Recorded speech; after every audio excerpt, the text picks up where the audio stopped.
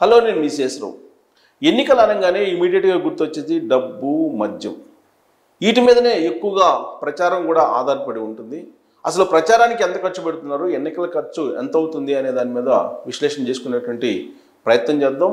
కొన్ని కోట్ల రూపాయల ఖర్చు అవుతుంది గతంలో ఎప్పుడూ లేని విధంగా ఈసారి ఎన్నికల్లో అనేది ఒక అంచనా.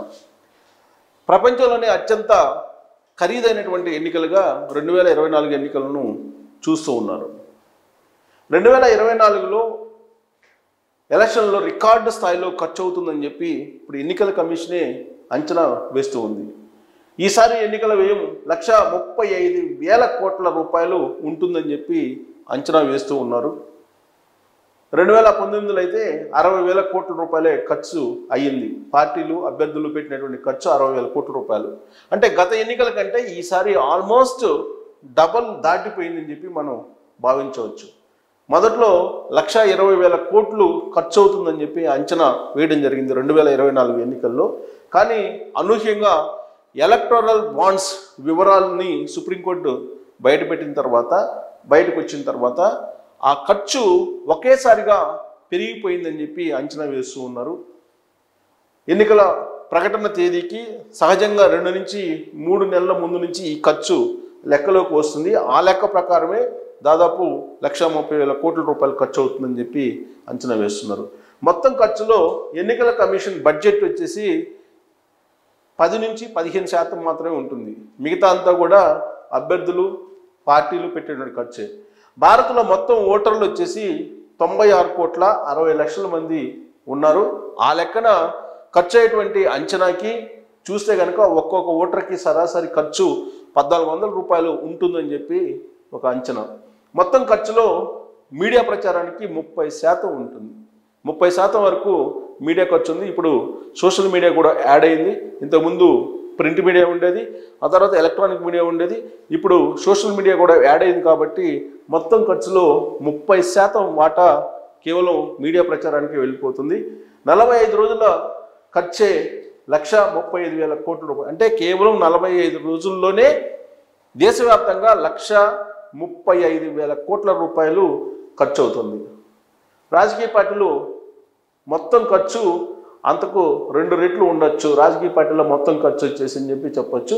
2019లో ఖర్చు అయినటువంటి 60,000 కోట్లలో బీజేపీ వాటా వచ్చేసి 27,000 కోట్లు ఉంది 2019లో, అంటే గత ఎన్నికల్లో. సో ఇప్పుడు మనం చూస్తే అత్యధికంగా ఎలక్టోరల్ బాండ్స్ వచ్చిన తర్వాత అయినటువంటి ఖర్చులు ఎక్కువ ఉన్నాయి. ఎలక్టోరల్ బాండ్స్ని ఎవరెవరు ఏ విధంగా క్యాష్ చేసుకున్నారనేది సుప్రీంకోర్టు బయటపెట్టేసింది. సుప్రీంకోర్టు నిర్ణయం తర్వాత ఏ పార్టీలు భారతదేశంలో ఎక్కువగా లబ్ధి పొందాయి ఎలక్టోరల్ బాండ్స్ రూపంలో అనేది మనం చూస్తూనే ఉన్నాం. సో కాబట్టి ఎలక్టోరల్ బాండ్స్ బయటకు వచ్చిన తర్వాత ఖర్చు కూడా విపరీతంగా పెరిగిపోయింది పార్టీలకి. ప్లస్ ఓటర్లకు ఇచ్చేటువంటి డబ్బు కూడా ఇప్పుడు ఎక్కువగా ఆశిస్తున్నారు ఓటర్లు. వాస్తవంగా మద్యం కానీ డబ్బు కానీ ఇవన్నీ కూడా ఎన్నికల కమిషన్ నిబంధనలకు విరుద్ధం అయినప్పటికీ కూడా రాజకీయ పార్టీలు ఆ రెండింటిని బేస్ చేసుకునే ప్రచారం చేస్తూ ఉన్నారు. అందుకే మద్యం ప్రవాహం కొనసాగుతుంది. ఎన్నికల ఖర్చు కూడా పెరిగిపోతుంది. ప్రపంచంలో ఏ దేశంలో లేని విధంగా ఒక భారతదేశంలోనే ఇంత ఖర్చు ఉందని చెప్పి అంచనా వేస్తూ ఉన్నారు. గత ఎన్నికల్లో 60,000 కోట్ల రూపాయలు ఖర్చు అయితే ఈసారి ఎన్నికల్లో 1,36,000 కోట్ల రూపాయలు ఖర్చు అని అంటే దాదాపుగా సగాన్ని మించిపోయింది ఖర్చు. దానికి కారణం ఏంటి? పెరిగినటువంటి ధరల, లేదంటే రాజకీయాల్లో వచ్చినటువంటి మార్పా, లేదా ప్రజల్లో వచ్చినటువంటి ఒక రకమైనటువంటి మార్పు అనుకోవాలా, లేదా రాజకీయ నాయకులు లేదా రాజకీయ పార్టీలే డబ్బులు ఖర్చు పెట్టకుండా ఎన్నికలు చేయలేము, ఎన్నికల్లో గెలవలేము అనేటువంటి అభిప్రాయానికి వచ్చేసారా అనేటువంటి ప్రశ్నలు అయితే ఇప్పుడు ఉత్పన్నమవుతుంది. అందుకే గత ఎన్నికల్లో 60,000 కోట్ల రూపాయలు ఖర్చు అయిందని చెప్పి అంచనా వేస్తుంటే ఈసారి దానికి రెట్టింపు ఖర్చు అవుతుందని చెప్పి అంచనా వేస్తున్నారు. గత ఎన్నికల్లో బీజేపీ 27,000 కోట్లు, అంటే 60,000 కోట్లు 27,000 కోట్లు, అంటే సగం ఖర్చులో సగం బీజేపీ పెట్టింది. అంటే బీజేపీ విచ్చలవిడిగా ఖర్చు పెడుతుంది అనేదానికి ఈ నెంబర్ ఒక ఉదాహరణగా కనిపిస్తుంది. ఎలక్టోరల్ బాండ్స్ని తీసుకున్నటువంటి పార్టీల్లో కూడా బీజేపీదే సింహభాగం ఉంది ఈసారి కూడా. సుప్రీంకోర్టు ఇచ్చినటువంటి తీర్పు ప్రకారం, సుప్రీంకోర్టు ఆదేశించిన ప్రకారం ఎస్బీఐ ఎలక్ట్రల్ బాండ్స్కి సంబంధించినటువంటి వివరాలను బయటపెట్టింది. బీజేపీకి డొనేట్ చేసినటువంటి కంపెనీలు సూట్ కేస్ కంపెనీలు ఉన్నాయి, అలాగే ఆరోపణలు ఎదుర్కొంటున్నటువంటి కంపెనీలు కూడా ఉన్నాయి. సింహభాగం బీజేపీకే డొనేషన్స్ ఇవ్వడం జరిగింది. ప్రాంతీయ పార్టీలకు వచ్చేటప్పటికి వైఎస్ఆర్ కాంగ్రెస్ పార్టీకి తెలుగు రాష్ట్రాల్లో ఎక్కువ ఇవ్వడం జరిగింది. ఆ తర్వాత BRS party YSR Congress party రెండు కూడా ఈక్వల్గా ఆల్మోస్ట్ విరాళాలను సేకరించింది ఎలక్ట్రల్ బాండ్స్ రూపంలో. అందుకే కేసీఆర్ ఒకనొక సందర్భంలో నేను విమానం కొనుక్కోబోతున్నాను అని చెప్పడం జరిగింది. అలాగే జగన్మోహన్ రెడ్డి అయితే ఏకంగా ఎన్నికల ఖర్చుని అనూహ్యంగా పెంచడానికి ఐపాక్ లాంటి సంస్థలని లేదా ప్రచారాన్ని సిద్ధం సభలు ఏ విధంగా నిర్వహిస్తున్నారో ఒక్కో సిద్ధం సభను నిర్వహించడానికి ఎంత ఖర్చు అవుతుందో మనం ఎస్టిమేట్ చేసుకోవచ్చు. సినిమా సెట్టింగ్ల తరహాలో ఆ సభలు జరుగుతున్నాయి. బాహుబలి సినిమాలకి ఎలాంటి సెట్టింగ్లు వేస్తారో అలాంటి సెట్టింగ్లు వేస్తూ సిద్ధం సభలు నిర్వహిస్తున్నారని అంటే 2019 నుంచి ఇప్పటి వరకు జగన్మోహన్ రెడ్డి ఈ విధంగా సంపాదించారు అనేది ఇప్పుడు విపక్షాలే చెప్తూ ఉన్నాయి. ఇసుక సిండికేట్ కానీ, మద్యం సిండికేట్ కానీ, లేదా భూముల కబ్జాలు కానీ, వీటన్నిటిని కూడా చెప్తున్నారు. లక్షల కోట్ల రూపాయలు సంపాదించారు. వాటి ఖర్చు పెట్టడం ద్వారా ఇప్పుడు మళ్ళీ అధికారంలో రావాలని ప్రయత్నం చేస్తున్నారనేటువంటి ఆరోపణలు విపక్షాల నుంచి జగన్మోహన్ రెడ్డి మీద వస్తున్నాయి. బీజేపీ ఏం తక్కువ తినలేదు. బీజేపీ గత ఎన్నికల్లోనే మొత్తం ఖర్చులు సగం పెట్టాయని చెప్పి అంచనా వేస్తున్నటువంటి క్రమంలో రాజకీయ పార్టీల ఖర్చులు రెట్టింపు అయ్యాయని చెప్పి మనం చెప్పవచ్చు.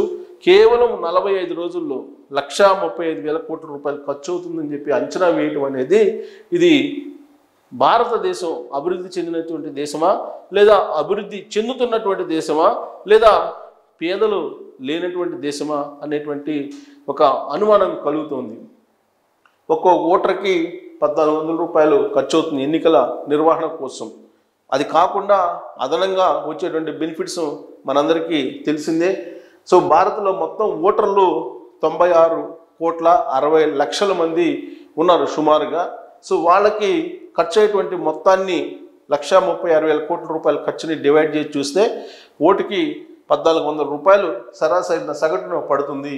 సో మొత్తం ఖర్చులో ఎన్నికల కమిషన్ బడ్జెట్ వచ్చేసి 10 నుంచి 15% మాత్రమే ఉంటుంది. బట్ ఎన్నికల కమిషన్ నిబంధనల ప్రకారం ఎంత ఖర్చు పెట్టాలో అంత మాత్రమే ఖర్చు పెట్టాలి. కానీ దానికి మించి ఖర్చు పెడుతున్నటువంటి రాజకీయ పార్టీలని ఎవరు కూడా నియంత్రించలేనటువంటి పరిస్థితి ఏర్పడింది. సో ఎన్నికల కమిషన్ వాస్తవంగా స్వతంత్ర సంస్థ, కానీ స్వయం ప్రతిపత్తి కలిగినటువంటి సంస్థ. ఆ స్థాయిలో పనిచేస్తుందా అంటే ఒక లింగడోని చూసాం, ఒక టిఎన్ శేషన్ను చూసాం. ఆ రోజు ఎన్నికల కమిషన్ ఎంత పవర్ఫుల్గా ఉందో ఇవాళ అంత బలహీనపడింది అనేటువంటి ఒక అభిప్రాయం అయితే ఉంది. అందుకే రాజకీయ పార్టీలు విచ్చలవిడిగా వాళ్ళు కలెక్ట్ చేసినటువంటి డొనేషన్స్ని ఖర్చు పెట్టడానికి ఇప్పుడు తయారయ్యారు. అందుకే ప్రపంచంలో ఏ దేశంలో లేనటువంటి ఖరీదైనటువంటి ఎన్నికలు ఒక్క భారతదేశంలోనే ఉన్నాయని చెప్పచ్చు మనం. అందుకే ఇంత ఖర్చు. సో ఎన్నికల ప్రకటన తేదీకి 3-4 నెలల ముందే ఖర్చు అయితే లెక్కేస్తారు. కానీ 45 రోజులు ఖర్చులే ఇప్పుడు మనం లెక్కేస్తే 1,36,000 కోట్లు వస్తుంది. ఇదంతా కూడా ఎలక్టోరల్ బాండ్స్ చేసినటువంటి మాయా అని చెప్పచ్చు. సో ఈసారి ఎన్నికల వ్యయం వచ్చేసి భారీగా పెరుగుతుంది. 2024 ఎలక్షన్స్లో రికార్డు స్థాయిలో ఖర్చు పెడుతున్నాయి రాజకీయ పార్టీలు అని చెప్పచ్చు. ఇప్పటికే 3 విడతల ప్రచారం అయిపోయింది, 4వ విడత ప్రచారం జరుగుతుంది. ప్రపంచంలోనే అత్యంత ఖర్చు చేసినటువంటి ఖరీదైనటువంటి ఎన్నికలుగా భారతదేశ ఎన్నికలను 2024 ఎన్నికలను చూడొచ్చు. ఇటీవల వెల్లడించిన దాని ప్రకారం కూడా ఎవరైతే అధికారంలో ఉన్నారో ఆ పార్టీలు ఎక్కువగా ఎలక్ట్రల్ బాండ్స్ రూపంలో కార్పొరేట్ సంస్థల నుంచి విరాళాలను సేకరించాయని ఆరోపణలు ఉన్నాయి, సేకరించాయి కూడా. వాటిని ఇప్పుడు ఖర్చు పెడుతూ మద్యం డబ్బుతోటి ఓటర్లన్నీ ప్రలోభ పెట్టేటువంటి ప్రయత్నం చేస్తూ ఉన్నారు. ఈ ప్రలోభాలకు పాల్పడకుండా ఎన్నికల్లో ఓటు వేయాల్సిన బాధ్యత పౌరుల మీద ఉంది. ఎన్నికల కమిషన్ కూడా ఇలాంటి ప్రాక్టీసెస్ని అడ్డుకునే ప్రయత్నం అయితే చేయాలి. బట్ ఆ దిశగా ప్రయత్నం చేయలేనట్టు కనిపిస్తుంది. ఆ కారణంగానే రెట్టింపు ఖరీదైనటువంటి ఎలక్షన్స్గా ఇప్పుడు 2024 ఎలక్షన్స్ మారిపోయాయి. దీని మీద మీ అభిప్రాయాన్ని తెలియజేయచ్చు. అలాగే ఈ ఖర్చును చూసిన తర్వాత మీకేమనిపిస్తుందని కూడా